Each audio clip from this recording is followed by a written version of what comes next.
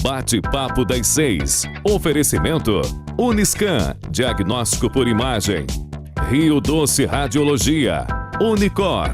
A Unicor é referência em procedimentos cardiovasculares complexos. Um centro de hemodinâmica especializado em realizar intervenções de alta complexidade em cardiologia, fisiologia endovascular e neurologia, acreditado para tratamento de TAV. Somos referência no procedimento de oclusões coronarianas crônicas na América Latina. Entre em contato para mais informações. Unicor, medicina de primeiro mundo em Linhares.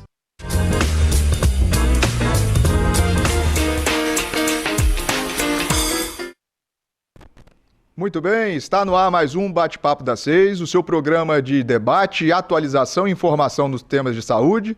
Hoje é quarta-feira saudável, e hoje vamos falar sobre um tema muito importante, né? Contemplando aí o Maio Amarelo, né? O Maio Amarelo, que é sobre a campanha de prevenção dos acidentes de trânsito e também o câncer bucal, né? E para isso, nós trouxemos aqui, mantendo a tradição do programa, dois excelentíssimos profissionais da área de odontologia, né? Lá na ponta esquerda a gente tem o Dr. Luiz Hernani, que é graduado em odontologia há 15 anos pela Faculdade Federal de Diamantina. Ele tem aperfeiçoamento em implantes dentários, especialista em atenção primária e também tem residência no Hospital Regional de Cotia, em São Paulo, em cirurgia de em traumatologia e bucomaxilofacial, não é isso? Seja muito bem-vindo. Obrigado, doutor Dário, exatamente. Eu fui graduado em odontologia e fiz a residência em cirurgia e traumatologia bucomaxilofacial. Depois você vai explicar pra gente o que é isso, que é um tema que confunde bastante a população, né? Exatamente. Cirurgião bucomaxilo, não é isso? Isso, exatamente. Joia. E aqui no meio a gente tem a doutora Marcela Vieira, que é cirurgiã há 18 anos pela UFES, mestre e doutora em saúde coletiva também pela UFES. Ela é especialista em laser terapia e odontologia hospitalar pela USP, que também é muito interessante, que a gente vai discutir muito sobre isso, e pós-graduação em odontologia oncológica pelo Hospital Sírio-Libanês. Seja muito bem-vinda. Obrigada pela oportunidade. Com certeza vamos contribuir muito com esse tema tão importante. Isso aí, duas áreas, né, dentro da odontologia, mas com certas peculiaridades para explicar para a gente aqui, tirar bastante dúvida. Eu tenho muita dúvida sobre esse tema. Bem, você pode nos assistir no canal 16.1, em todo o Espírito Santo, né? No canal 316.1 na Sky, na RCA canal 14 e também para os assinantes da Claro TV no canal 526 em todo o Espírito Santo, não é isso? E você também pode tirar suas dúvidas sobre esse tema muito interessante de hoje no WhatsApp do 996224547. Manda para a gente a sua mensagem, a sua dúvida, que a gente vai tentar responder aqui ao vivo, né? Bem, e para iniciar esse bate-papo muito interessante, eu queria perguntar para o doutor Luiz Hernani o que é a cirurgia bucomaxilofacial? Qual que é o nicho de trabalho? Vamos lá, beleza, vamos tentar aqui fazer uma explicação breve a respeito da especialidade.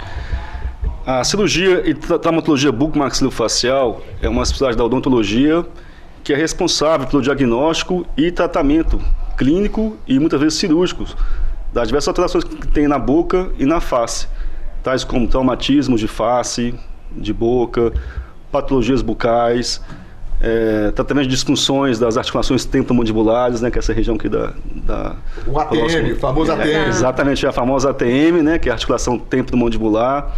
Ela que é responsável, né, pelo movimento de abertura e fechamento de boca, né, por todo esse movimento de coordenação de mastigação, de conversar. E algumas pessoas, existe uma série de doenças nessa articulação que vai comprometer, né, o funcionamento da boca, né, enfim. E é isso, né, basicamente é isso, né, a gente trabalha no hospital, né, a nossa formação foi uma residência dentro do hospital, fiz a minha lá na Grande São Paulo, em Cotia, no hospital da Rede SUS, e a gente trabalha em parceria com diversos médicos de diversas especialidades, né, no PS, fazendo atendimento inicial ao politraumatizado. A gente faz também ambulatórios, né, para poder tratar doenças, né, relacionadas, e a gente faz também intervenções em bloco cirúrgico com anestesia geral, quando tem, né, a indicação. E cirurgião de cabeça e pescoço é igual ao bucomaxilo ou é diferente? São áreas diferentes? É diferente. Na verdade, né, o médico cirurgião cabeça e pescoço, ele vai lidar com a questão mais de tumores malignos, questão da tireoide, a questão do pescoço, né? Então a gente tem o dentista, que ele é o cirurgião também, exatamente. e o bucomaxilo e o cirurgião de cabeça e pescoço. São 3 coisas diferentes, né? Diferentes, exatamente. São especialidades diferentes. Né? Exatamente. Que se complementam, né? Muitas vezes trabalham em conjunto, mas são exatamente, diferentes. São formações diferentes, né? O bucomaxilo trabalha mais, por exemplo, o politraumatizado que a gente chama é o acidente de carro, chega no hospital, né? E é o nicho de trabalho seu, por exemplo. É aí que o bucomaxilo também trabalha, né? Exatamente. Quando chega uma pessoa politraumatizada no hospital, né, feito o atendimento inicial pela cirurgia geral, né, pelos plantonistas, e caso ele tenha um trauma de face ou de boca, né, são feitos exames de imagem específicos e a gente é chamado, né, principalmente quando tem fraturas dos ossos da face, que é uma área que a gente também atua, né? E, enfim, a gente vai fazer a avaliação do paciente. Não são todas as fraturas que merecem, que tem que fazer a cirurgia. Alguns tratamentos são conservadores, né? Se não houver deslocamento dos fragmentos ósseos, por exemplo. Então a gente faz o exame clínico bem minucioso do paciente. A gente faz o exame das imagens, né, e faz o diagnóstico, decide se vai ter intervenção, se vai ser conservador. Entendi. E sempre em parceria com a equipe médica do hospital. E doutora Marcela, a senhora tem um histórico aqui brilhante, né? Obrigada. É professora também. Sou professora, é verdade. Aqui. E sobre odontologia hospitalar. Que é a sua especialidade também. Minha área de atuação, exato. Então, a odontologia hospitalar, ela é mais recente, ela faz parte, né, através da resolução do CFO, como uma área de atuação da odontologia desde 2015, mas apesar de ser mais recente, ela já existe nos grandes centros, São Paulo, Rio, né, nos grandes hospitais e fora do país há mais de 20 anos. E essa atuação do dentista no ambiente hospitalar, ela é diferente, né, dos traumatismos, enfim, da atuação do bucomaxilo, porque o dentista ele vai atuar como um clínico geral, mas naquele paciente sistemicamente comprometido. Então ele vai atuar nas UTIs, nas enfermarias, no domicílio muitas vezes, né? Porque a gente também faz o atendimento domiciliar desse paciente, que ele pode ter alta, mas ele também pode estar internado em casas, né, de internação. E é um trabalho de prevenção, diagnóstico, mas também de tratamento. Tudo aquilo que o dentista faz em consultório, a gente vai fazer dentro do ambiente hospitalar durante a internação do paciente. Mas levando em conta sempre, né, o motivo da internação, o que levou aquele paciente até ali, a gente vai tentar, junto com uma equipe né, profissional, né, agregar para esse paciente ter um melhor prognóstico, uma melhora no seu quadro geral. Sim. E sobre laser terapia, depois a gente vai falar, né? Eu acho melhor a gente introduzir o seguinte. Eu acredito que poucas pessoas sabem disso, né? Que dentro de uma UTI, a participação do dentista, do odontologista é fantástica, né? Para a melhora do paciente, igual você citou. Eu que trabalho em UTI, eu vejo isso diariamente, né? E, por exemplo, qual que um exemplo, o paciente está com problema neurológico, está em coma, um acidente de carro, precisa ser entubado, que é aquele procedimento, né? Que a gente preserva a via aérea, falando da parte médica, para ventilar os pulmões. E aí a gente chama o dentista também para acompanhar isso, né? Exato. Qual que é o impacto do dentista na UTI, por exemplo? Então, esse paciente durante a internação, ele vai ter um comprometimento que levou aquele motivo, né, ele estar internado, e o dentista ele vai auxiliar na manutenção da saúde bucal desse paciente. Muitas vezes o paciente já vem com uma condição prévia muito ruim, então ele vai ter uma piora no seu quadro geral por causa da condição da boca, pode ter um foco de infecção ativo, então o dentista ele é chamado para avaliar isso em primeiro lugar, e também para a gente manter essa saúde bucal, seja através de mecanismos mesmo de limpeza, profilaxia, que é importante, usando a clorexidina, né, que já tem os protocolos estabelecidos, mas a nossa intenção é melhorar a condição bucal e evitar que ele tenha novas infecções, porque a gente sabe que se ele tem um foco infeccioso na boca, ele pode desenvolver, por exemplo, uma pneumonia nosocomial durante essa internação. Isso vai aumentar o tempo de internação desse paciente, medicalização e aumenta o risco também dele vir a óbito. Na cardiologia, né, você que é cardiologista sabe muito bem, a gente tem também os pacientes que fazem as cirurgias cardíacas, mas que também já vêm com foco de infecção em boca e podem desenvolver endocardite bacteriana, infecciosa, né? Seria o nome correto. Um problemão, né? Pra gente da cardiologia. Exatamente, que é uma doença silenciosa e que a gente pode controlar simplesmente fazendo uma consulta prévia. Claro que nem sempre isso é possível, né? Às vezes o paciente vai fazer uma cirurgia cardíaca de emergência, enfim. E aí a gente não tem como controlar o antes. Mas aí a equipe, né, o dentista, ele estando habilitado, ele fazendo esse reconhecimento, a gente consegue também minimizar o risco para ele desenvolver essa endocardite, que é o terror, né, que a gente sabe nas UTIs cardiológicas. É muito importante. O dentista, ele é fundamental, ele tem que andar junto com o cardiologista. Exatamente. Em várias situações, né? Tanto para como risco cirúrgico, às vezes, a gente precisa, né? E também como acompanhamento dos pacientes valvulopatas. O ideal seria a gente conseguir fazer esse acompanhamento antes, né, Dário? Eu acho que a maioria dos cardiologistas já sabem dessa prática e já fazem, né? Aqui em Linhares a gente vê esse cuidado de vocês, sempre orientando o paciente a buscar o dentista antes de qualquer intervenção cardíaca, mas a gente também sabe que a nossa realidade, principalmente SUS, né? Muitas vezes o paciente já vem com uma condição muito ruim e nem sempre ele vai ter condição de fazer esse tratamento. Sim. Mas o ideal, né, seria que a gente pudesse fazer todo esse trabalho antes para minimizar os riscos dessas infecções. Sim. E só para inteirar a população sobre o que é endocardite, é uma infecção na boca, no dente, né?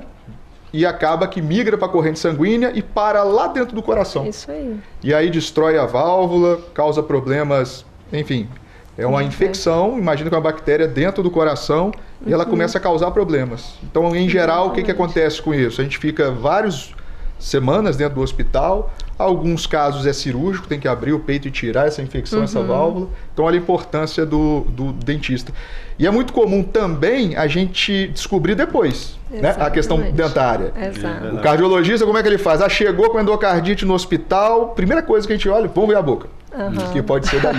Verdade. Então, tanto antes ou depois do evento, a gente... Exatamente. E o que seria ideal, assim, de um... O ideal seria a gente conseguir fazer a avaliação antes, sempre. Sim. Assim, se a cirurgia, né, for uma cirurgia letiva, onde você vai ter um agendamento, o ideal é que o paciente ele tenha passado pelo dentista e que ele venha desse dentista com um encaminhamento, né, comprovando que ele está apto a realizar aquela cirurgia.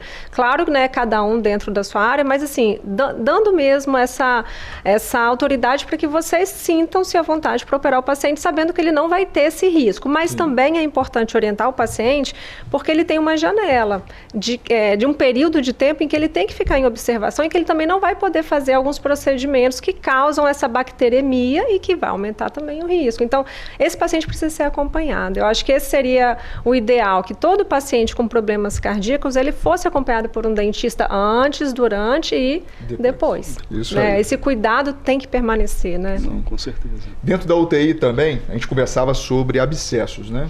E eu acredito que aquela sonda nasal, ela complica pra gente, eu que trabalho lá na UTI, vez ou outra eu via, às vezes a gente tá procurando tudo quanto é lugar, infecção não acha, e às vezes pode ser um foco ali facial, abscesso facial, e aí já entra na sua alçada, né?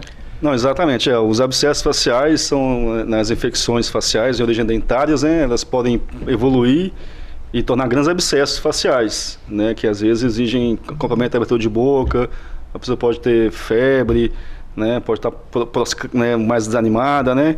E algumas vezes existe intervenção em centro cirúrgico, com anestesia geral, para a gente poder ter acesso à lesão, poder drenar bem essa lesão, colocar um bom dreno, né?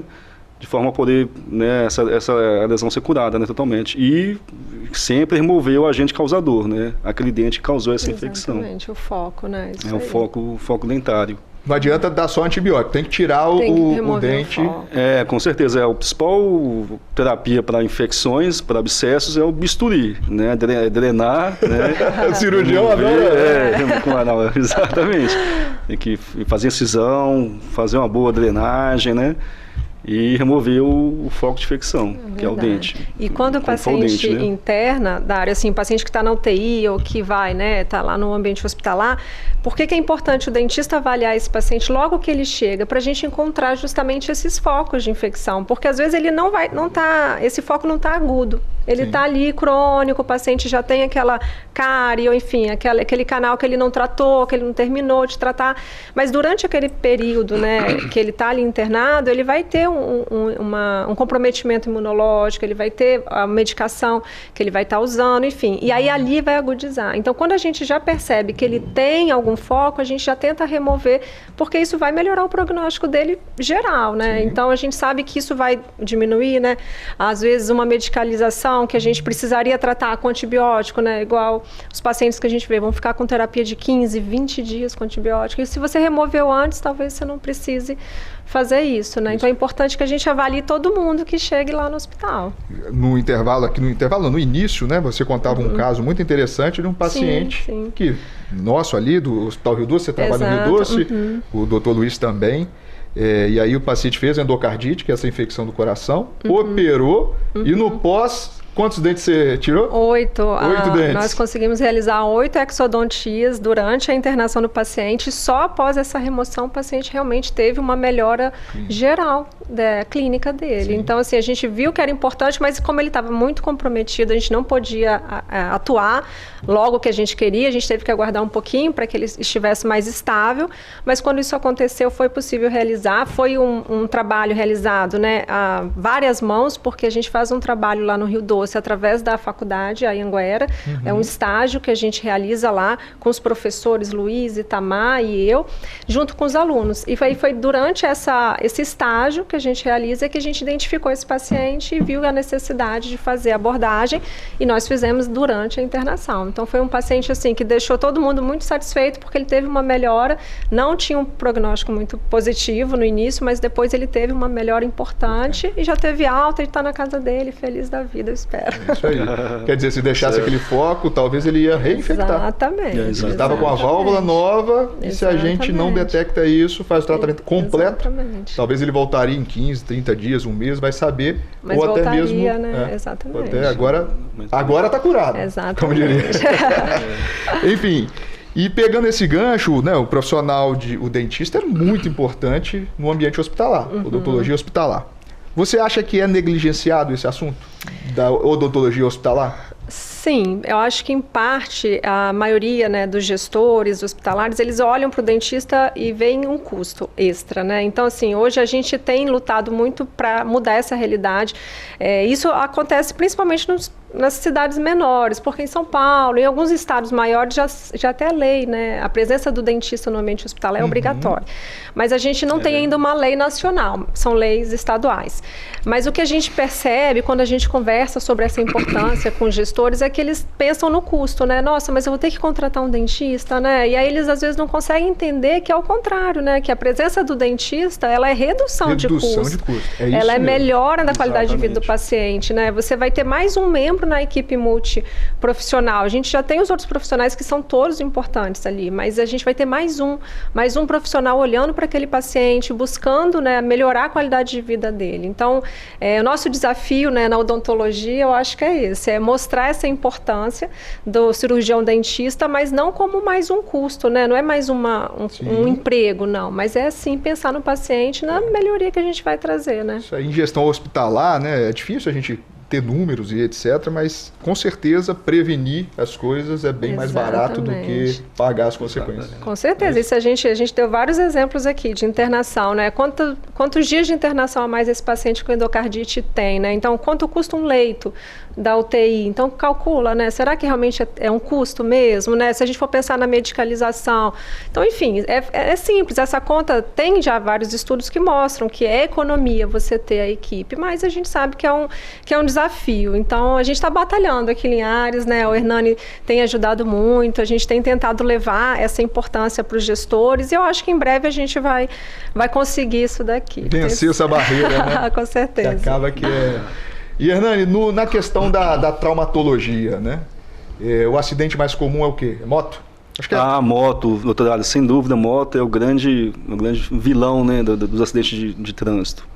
Eu tinha um professor que era muito engraçado, que ele tinha uns aforismos, vamos dizer assim, umas sacadas, e ele me falava assim, Dário, tem dois tipo de motociclista, o que já caiu, o que vai cair. Então, assim, moto tem que ter muito cuidado. Perfeito. É verdade.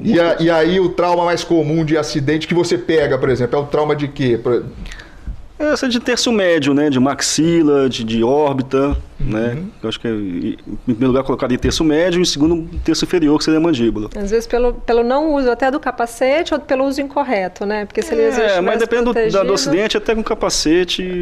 Depende. Do mecanismo às vezes sim, do tipo de trauma, né? Da direção do trauma, aonde ele bateu, né? Também, então, moto a pessoa fica muito exposta, né? Infelizmente, né? Então... Sim.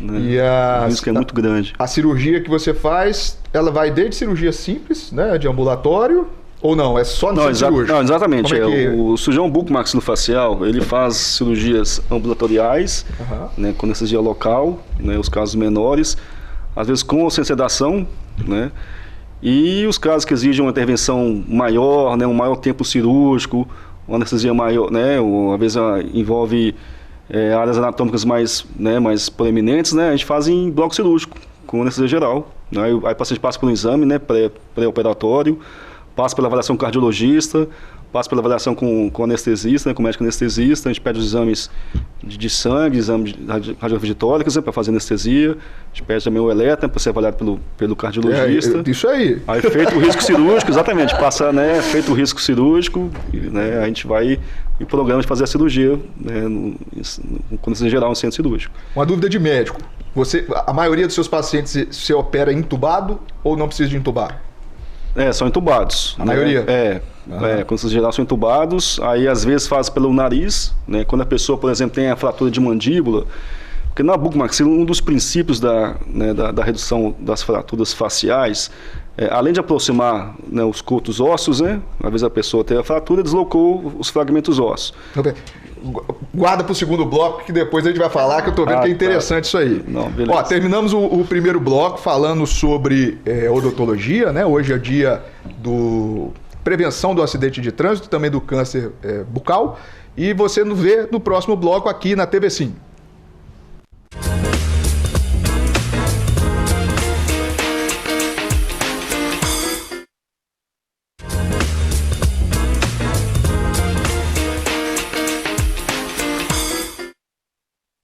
Voltamos para o segundo bloco do Bate-Papo das 6, na quarta-feira saudável. Hoje é dia 31 de maio de 2023, falando sobre saúde bucal com dois especialistas, né? O doutor Luiz Hernani, que é especialista bucomaxilo, cirurgião bucomaxilo, e a doutora Marcela Calmon, que é especialista em odontologia hospitalar, né? Você pode nos assistir no canal 16.1 em todo o Espírito Santo e também nas plataformas na Sky, como 316.1 e na Claro TV em Vitória, no canal 526 e também no YouTube e outras plataformas de streaming. No último bloco eu até te cortei, desculpa a indelicadeza, que isso. Né? Mas você falava sobre a técnica, né, da cirurgia bucomaxilo. E eu achei muito interessante, que até eu sou da área da medicina também. Então, assim, o procedimento, às vezes, você tem que isolar a boca, é sobre isso que você me dizia? Não, exatamente, né? Quando há fraturas mandibulares, né? Aí o paciente tem dificuldade de fechar a boca, de deglutir. Então, são fraturas que exigem certa urgência no tratamento, né? São cirúrgicas, uma parte das vezes. E a intubação tem que ser pelo nariz. Até porque um dos nossos princípios, né, na redução das fraturas, além de aproximar os cotos ósseos, né? É definir a mordida da pessoa. Né? Porque não adianta a gente fazer uma linda cirurgia, acessar a fratura, reduzir, fixar bem as placas, se a mordida ficar errada. Né? Então, às vezes, para facilitar, né, a conferência da mordida do paciente, né, essa oclusão dentária, muitas vezes a intubação é feita pelo nariz, via nasal. Aquela cirurgia da mandíbula para frente, né? Isso. É com vocês também? Exatamente, esse é dos nossos carro-chefes, né, das principais... Como é que é o nome? Cirurgia ortognática. Ortognática. Exatamente, cirurgia ortognática. Ela evoluiu bastante de uns tempos para cá. E é para correção de gente que tem, às vezes, correção de discrepâncias ósseas, né? Dento-esqueléticas. Às vezes a pessoa tem um queixo muito grande, né? Um queixo muito pequeno. Às vezes a pessoa tem apneia, às vezes ronca, né? Tem dificuldade né? Tem ronco, tem apneias graves. E com o melhor tratamento de apneia é o avanço da mandíbula. né, a ortognática. No que vai avançar a mandíbula, além da parte óssea, vem toda a musculatura junto. Com isso aumenta o espaço da orofaringe. Então já tem muitos estudos já consagrados, né, que falam das vantagens no tratamento da apneia. Né? A cirurgia ortognática é o principal tratamento para a apneia. Né? Além do tratamento da apneia, a pessoa vai passar a respirar melhor, né, no dia a dia. E é um trabalho, né, é uma cirurgia que vai visar também a correção da mordida da pessoa. Às vezes a pessoa usa aparelho, mas se tiver algumas discrepâncias ósseas, né, o aparelho não vai conseguir corrigir essa mordida. Então, nessa fazer intervenção cirúrgica em ambiente hospitalar. E a síndrome de apneia obstrutiva do sono, né, é uma coisa que se está estudando cada vez mais. Causa de arritmia, causa de hipertensão. Hoje, a principal causa de hipertensão que a gente chama de secundária, né, que tem um motivo, é a síndrome de apneia do sono. É causa de diversos problemas, exatamente, cardiovasculares. Exatamente. Você sabe muito bem como cardiologista. E Marcela, eu vejo muito lá no Hospital Rio Doce vocês com aqueles laser, né? É bonito de ver. Um laser bonito. Bacana, e vocês ficam aplicando lá. Explica um pouco pra gente dessa subespecialidade sua. Bacana. Então, a laser terapia, ela também é uma habilidade, né, que a gente desenvolve, também regulamentada pelo Conselho de Odontologia, onde o dentista ele vai usar essa ferramenta, né, um aparelho que emite ondas mesmo, eletromagnéticas, o laser, e vai fazer uma terapia nesse paciente para melhorar a resposta no tratamento que ele está recebendo. Então, a gente pode usar o laser hoje assim, para uma infinidade de problemas que o paciente tenha. Lá no hospital, a gente tem trabalhado com a laser terapia nos pacientes oncológicos, principalmente nos pacientes que desenvolvem a mucosite oral em decorrência do tratamento quimioterápico. Mucosite é o quê? Mucosite, tá? Mucosite. Explica pra gente aí. Explicar, verdade, né? Tem termos que... Então, a mucosite ela é como uma afta, uma lesão ulcerativa que vai surgir na boca do paciente que recebe uma terapia, geralmente associada à terapia do quimioterápico. Não todos, alguns, mas em torno de 40% dos quimioterápicos podem causar como efeito colateral essa mucosite, que seriam aftas, e elas se desenvolvem em várias regiões da boca, elas são bastante dolorosas e grandes. Então, imagina, a gente tem às vezes uma afta porque mordeu o lábio, ou bateu a escova, fica aquela afta. Imagina agora uma afta triplo, quádruplo do tamanho em toda a sua boca. É mais ou menos isso que o paciente vai sentir. Isso vai levar à diminuição, claro, da qualidade de vida, mas ele para de comer, ele muitas vezes não consegue falar, não consegue engolir a saliva, porque essa mucosite também pode atingir a região orofaríngea do paciente. E aí a gente faz essa terapia com laser para justamente antecipar essa evolução, porque se a gente deixar e não fizer nada, em 14 dias o paciente volta ao normal, porque é o tempo que a mucosa precisa para se recuperar.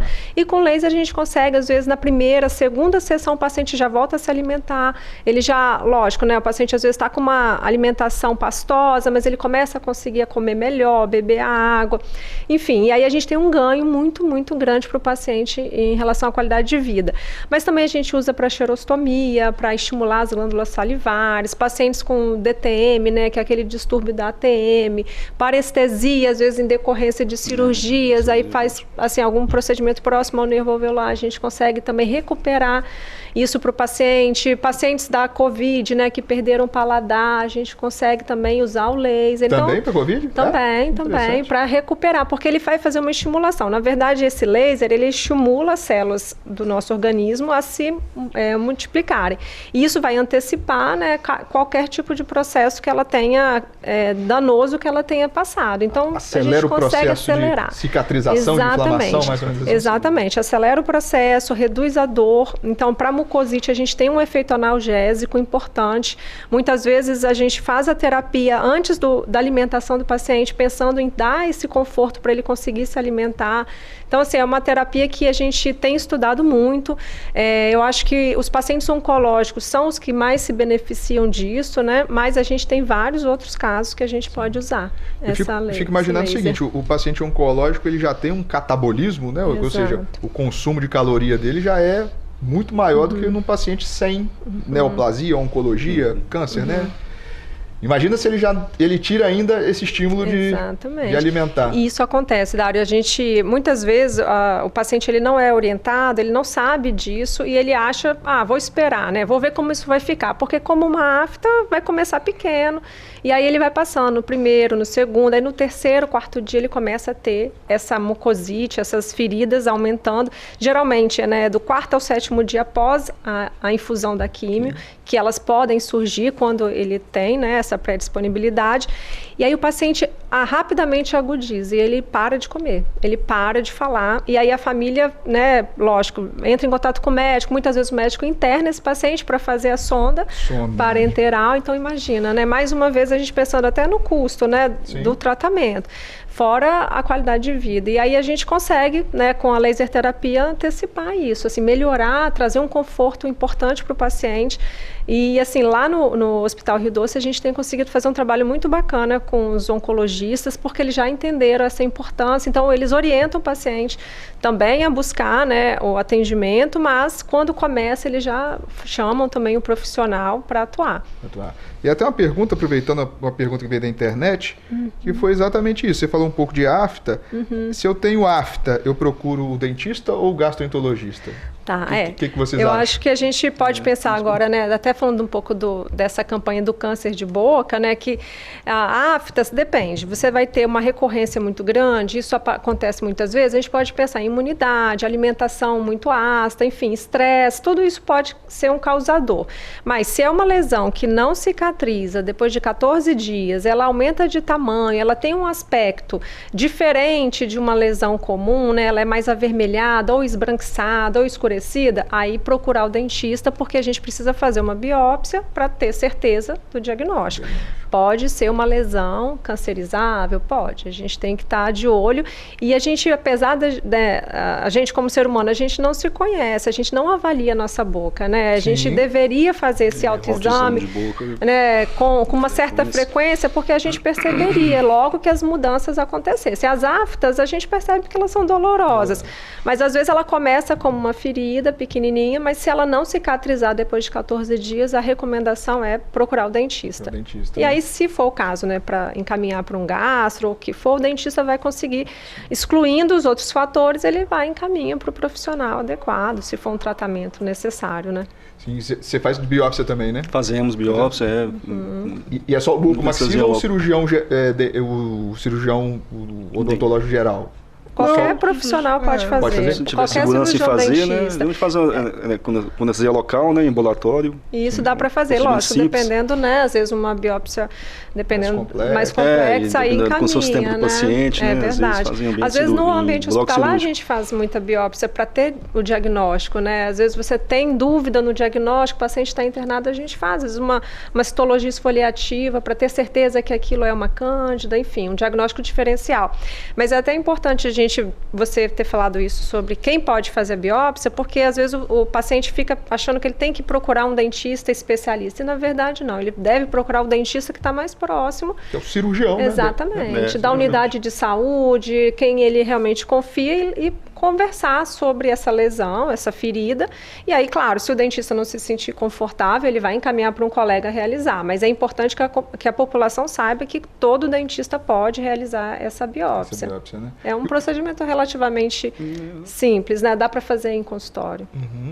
E o autoexame bucal, o que é isso, assim? Até eu tenho dúvida. Como é que a gente faz o autoexame? É a gente olhar, né? Exatamente. Né, a gente ir no espelho e avaliar a mucosa bucal. Né, avaliar a língua, né, a parte superior, lateral, embaixo da língua, na mucosa da gengiva, né, o céu da boca.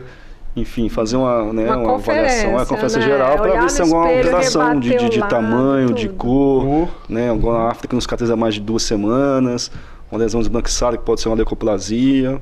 Enfim, que então, saúde bucal tem muita coisa envolvida, né? Às vezes o lábio inferior, né, região que incide muito raios solares, né? Então a pessoa tem que proteger, exatamente. Né? Às vezes a pessoa tem muito câncer, né? Pele o lábio inferior é um dos locais que mais tem incidência de câncer de boca. De forma geral, é muito... Então tem que estar sempre a pessoa trabalhando, né, tendo o EPI, né, usar chapéu, os protetores. Né, para evitar. E ao menor sinal de alteração, né, vamos supor, o lábio inferior, às vezes a pessoa percebe umas crostas, né, às vezes uma região assim meio esbranquiçada, né, ao menor sinal de alteração, né, de cor, de forma, procurar o profissional, né, o dentista, né, ou o especialista. Sim. E saúde bucal, ela envolve várias coisas, né? E sintoma? Qual o sintoma de alarme dessa questão do dentista em geral? Vai ser a dor de dente só ou não? É afta? O que é o sinal mais de alarme para o dentista? Você fala assim, de uma forma geral. De forma geral, é sobre saúde bucal. Como é que eu sei que eu estou tendo uma saúde bucal de qualidade? Olha, a gente tem vários fatores que a gente tem que avaliar, né? Por isso que a gente dissemina tanto que é importante a visita frequente ao dentista, pelo menos a cada 6 meses, porque essa característica da boca, ela pode variar. Então, a gente tem que observar desde os dentes, né? Se a gente tem alguma cavidade, algum buraquinho, uma manchinha, isso já é um indicativo, pode ser cárie. Às vezes o paciente... gengiva, né? Gengiva. Eu uso fio dental e está sangrando. Isso é um indicador de doença periodontal. Então, também é um motivo para você procurar o dentista. Às vezes o hálito, né? O paciente percebe, meu hálito tá legal. Às vezes o paciente não percebe, mas alguém fala, olha, a esposa, né? Fala, o seu hálito não tá legal. Então, já é mais um indicativo, porque são sinais que podem, que demonstram que pode ter alguma coisa errada. E muitas vezes o comprometimento sistêmico, ele reflete na boca, né? Por isso que a gente não pode dissociar a saúde geral da saúde bucal, né? Então, é importante além das dores, né? Geralmente as dores são os grandes sinais, né? Geralmente ele vai quando ele tá com dor, né? Dor na face, nos músculos da face, dores na articulação também, né? Deve nos procurar também. Estalidos, né? Às vezes a pessoa tem estalidos ao abrir e fechar a boca, né? Crepitações, acha normal. Isso já é um sinal de uma má funcionalidade da articulação, né? Então exige um acompanhamento mais de perto, um exame clínico minucioso e o exame de imagem também, para poder fechar o diagnóstico. Fica estralando, né? Na hora que abre e fecha. Exatamente. É um tipo sinal de... Hoje em dia até, problema, né, com o estresse, essa rotina que a gente tem mais agitada, a gente tem visto, assim, as pessoas apertando muito os dentes, então dores de cabeça, né, dores nessa região da face, às vezes lesões que não são cariosas, mas lesões cervicais, são doenças que a gente consegue identificar nessa rotina. Às vezes o paciente não percebe que ele tem nada, ele acha que ele está bem, quando ele procura o dentista, a gente descobre que ele faz esse apertamento, que ele já tem, às vezes, um bruxismo, tem uma lesão na cervical do dente que pode comprometer, né? Ainda mais aquela cavidade bucal. Sim, a infinidade. E a gente conversava também no intervalo sobre siso, né? A questão do siso. Eu tirei um primeiro e o outro logo depois, 2, mas pode ser feito também no centro cirúrgico? Não, pode sim. Em alguns casos exige que seja feito no centro cirúrgico, né? Quando ele está mal localizado, né? Tá muito próximo ao canal mandibular, por exemplo, né? Às vezes tem chance de dar hemorragia, chance de dar uma parestesia considerável durante o procedimento, ou às vezes tem chance até de fraturar a mandíbula, se estiver mal localizado. E às vezes as pessoas têm um plano de saúde, né, médico, que pode cobrir esse procedimento em centro cirúrgico. Às vezes a pessoa pode fazer com anestesia geral, já removeu os 4 sisos, por exemplo. De uma vez? De uma vez, né? É mais seguro para o cirurgião, para o paciente. E é uma inflamação só, né? Já passa por um pós-cirúrgico só, né? Lógico que isso aí. Às vezes pode sofrer por uns 2 dias, 3 dias, né? Com medicação intravenosa, que tem um efeito mais rápido, né? Tanto os analgésicos, anti-inflamatórios, né? O antibiótico profilático. Então, hoje em dia, as intervenções em bloco cirúrgico, na área da odontologia, estão cada vez mais indicadas, né, para dar mais segurança ao profissional e também ao paciente. Vai estar totalmente monitorado, né, já consegue fazer várias intervenções ao mesmo tempo. Joia, chegamos ao final do segundo bloco do Bate-Papo das 6, falando sobre a prevenção, né, dos acidentes no trânsito, que é uma campanha do Maio Amarelo, e também do câncer bucal, aqui na presença do Dr. Luiz Hernanes e também da doutora Marcela. E nós retornamos aí no terceiro bloco falando um pouquinho mais sobre essa questão do odontologista, do dentista, do bucomaxilo e também da odontologia hospitalar.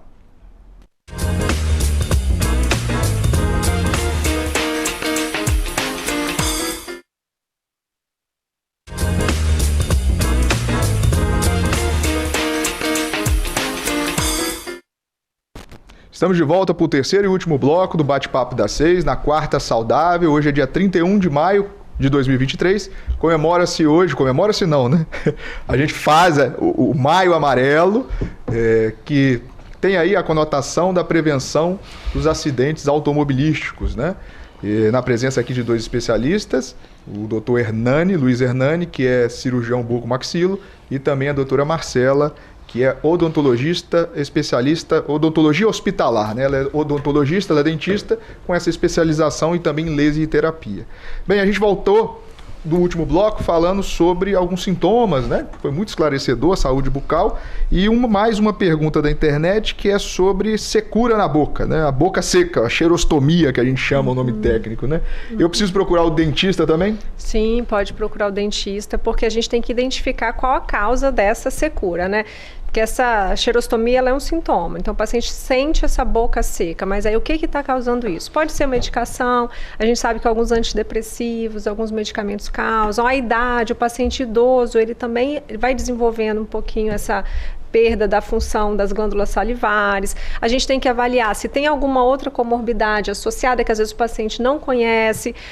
O paciente oncológico, ele, por causa do quimioterápico, ele pode ter também um prejuízo nessa salivação. O paciente que recebe radiação na região de cabeça e pescoço. Então é importante que ele procure o dentista para a gente entender o que causou e a partir daí a gente pensar num tratamento, né? Que aí, se a gente tiver que fazer estimulação, a gente pode usar o laser para fazer a estimulação das glândulas salivares. Mas às vezes não, a gente vai precisar usar alguma medicação mesmo para estimular essa saliva ou conversar com o médico, né? Se ele está usando uma medicação causando, né, essa secura, a gente vai conversar com a equipe para ver o que a gente pode mudar no tratamento, às vezes substituir uma medicação por outra, enfim, para trazer conforto para o paciente, porque a gente sabe que a saliva ela é importantíssima, né, para manter o pH da boca, ela ajuda também para formar o bolo alimentar, para falar, então não dá para a gente ter a boca seca. Isso impacta muito na vida do paciente e a gente precisa atuar. É interessante, assim, eu fiz uma correlação, né? Eu pensei aqui agora, os pacientes que estão entubados, eles perdem muito esse sentido, né? Essa função. E aí é comum a gente ver como o dente, a gengiva, né? Ela é prejudicada. Exato, né? A gente lá na UTI, a gente vai ter um paciente que ou ele está muito seco ou ele está muito úmido, né? Então, assim, a gente não... É difícil você encontrar um paciente que está na normalidade. Então, ou ele resseca muito por causa mesmo das medicações, e aí é um paciente que a gente tem que hidratar, que a gente vai usar, né, vários meios para fazer essa hidratação, para trazer esse conforto para ele, tanto no lábio quanto na mucosa, porque senão isso vai causar rachaduras, ferimentos e pode ser uma porta de infecção para ele, mas também esse paciente que saliva muito, né? Às vezes por um comprometimento neurológico, ele está com escape da saliva, então a gente chama isso de babação, e aí a gente vai fazer também terapias para tentar controlar. Pode ser medicamentosa, mas aí sempre, né, o dentista ele tem que estar conversando muito com a equipe para a gente não interferir no tratamento primário do paciente. Nem sempre a gente pode atuar da forma como a gente gostaria, mas também é importante a gente dizer que a gente já tem muita tecnologia, a gente já tem muitos tratamentos disponíveis. Então o laser ele pode ajudar, mas também a gente pode usar a toxina botulínica, que ganhou aí, né, muita visibilidade nos procedimentos estéticos, né? Mas o dentista ele também aplica essa toxina para fazer o controle dessa salivação em excesso. E isso na UTI ela é fantástica, porque a gente tem um efeito prolongado. Então a equipe da fisioterapia, quando solicita a avaliação do dentista, né, porque o paciente está babando muito, a gente pode prescrever, né, junto com o médico, e a gente aplica no paciente. Tem um retorno muito bacana para esse paciente, um conforto, né, muito importante para ele. Que interessante, a medicina evoluiu muito, né? A saúde, né? E a multidisciplinaridade é fantástico e fundamental. E sobre tecnologia, aproveitando, para você fazer os seus procedimentos cirúrgicos lá, você precisa ter um planejamento bem robusto, né? Você me contava que você tem tomógrafo, ressonância, como que é feito o seu planejamento cirúrgico? Pois é, doutor Dado, hoje em dia os avanços da tecnologia chegaram, né, na saúde e também na odontologia e na cirurgia bucomaxilofacial. Então a gente consegue, né, através da tomografia, fazer a reconstrução 3D, né, do esqueleto facial do paciente. Então a gente tem imagem tridimensional, né, da parte óssea, da face, consegue virar, consegue então, dessa forma, né, ter um melhor exame, né, das imagens, né. Hoje também existe também o escaneamento, né, dos dentes, o escaneamento da face. A gente consegue escanear a face e juntar as informações da tomografia e jogar num programa de computador específico, né, um software específico, que vai simular os avanços, né, da cirurgia. E consegue até imprimir também, né, os guias cirúrgicos de forma mais fácil, hoje em dia. Impressora 3D? A 3D, exatamente. Através dessas informações, através da tomografia e do escaneamento, a gente joga no programa, aí simula os movimentos cirúrgicos e aí a gente vai definir o movimento final, aí são impressos os guias cirúrgicos, que vai nos facilitar bastante durante o ato cirúrgico, né? Olha que interessante. É impressionante. Tá? É tanto para você não é treinar, né? Planejar, mas também ele serve como implante? Você pode usar... serve para planejar, não, exatamente, serve para você planejar, vamos supor, no caso de patologia, né? Você consegue ver a abrangência daquela lesão, né? No esqueleto facial impresso, e serve também para poder até fazer para agilizar a cirurgia. A gente consegue, às vezes, no nosso caso, por exemplo, né, de fraturas faciais, você faz a osteocídeos com mini placas de titânio. Algumas vezes você perde tempo durante a cirurgia, você tem que inclinar a placa, entortar de um lado. Com o modelo do paciente já impresso, né, previamente à cirurgia, a gente consegue já fazer esses movimentos, né, e consegue oferecer um produto, né, mais específico ao paciente, né? Sofisticado, complexo. Exatamente, aí você ganha tempo durante a cirurgia. Entendi. Muito interessante. Chegamos ao final do Bate-Papo das 6. Hoje, muito bacana, falando sobre um tema que é importantíssimo, né? Eu acho que pouca gente conhece esse tema, de que a saúde bucal pode dar pneumonia na UTI, né? Que pode dar endocardite, que pode dar sinusite, enfim. Tem muita área. Eu acho que a medicina, a saúde, ela é multidisciplinar, e toda vez que a gente vem aqui, a gente aprende um pouco. E isso é muito interessante. Eu queria agradecer, e considerações finais, ao Dr. Luiz Hernani, que é cirurgião de traumatologia e bucomaxilofacial. Você pode encontrar ele nas redes sociais como o Dr. Luiz Hernani, né, no Instagram. Isso. E ele atende no Hospital LMC, no ambulatório, e cirurgias também na Oral Care, ali na Policlínica, não é isso? Exatamente, É isso aí. Então, toda semana... Considerações finais? Bom, muito obrigado, Tudari, né, pela oportunidade. Estamos sempre à disposição para poder conversar a respeito. Foi ótimo conversar com você, muito elucidativo. E a doutora Marcela Vieira Calmon, que também você pode encontrar lá nas redes sociais, na @Marcela Calmon, e também no Oral Care, né? Exatamente. Atende ali na Policlínica, né? Também, em frente ao Hospital Rio Doce. Também agradecer a oportunidade, a visibilidade da gente falar um tema tão importante aqui. Você que é um entusiasta da odontologia, que já abriu portas para a gente lá no hospital, te agradeço mais uma vez por isso. Com certeza foi muito importante para a gente disseminar um pouquinho mais do conhecimento para a população. Muito obrigada. Isso aí, obrigado a vocês, foi ótimo. Eu mesmo aprendi demais. E isso aí, vamos... A multidisciplinaridade, né? Eu acho isso que é importante. O tratamento, ele é muito complexo do paciente. Às vezes a gente acha que é só o médico, mas não é não. É um conjunto de coisas que a gente chega lá, e é muito importante. E aquilo que você disse, eu acho que existem situações que são muito negligenciadas, que a gente tem que levar em consideração. Um abraço e até a próxima quarta, na Quarta Saudável, aqui no Bate-Papo das 6.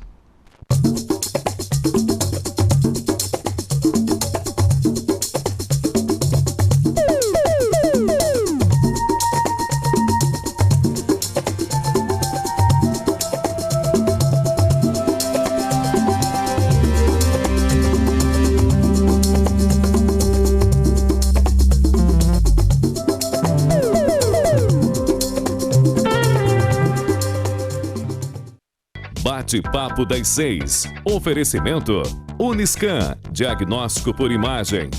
Rio Doce Radiologia. Unicor. A Unicor é referência em procedimentos cardiovasculares complexos. Um centro de hemodinâmica especializado em realizar intervenções de alta complexidade em cardiologia, fisiologia endovascular e neurologia, acreditado para tratamento de TAV. Somos referência no procedimento de oclusões coronarianas crônicas na América Latina. Entre em contato para mais informações. Unicor, medicina de primeiro mundo em Linhares.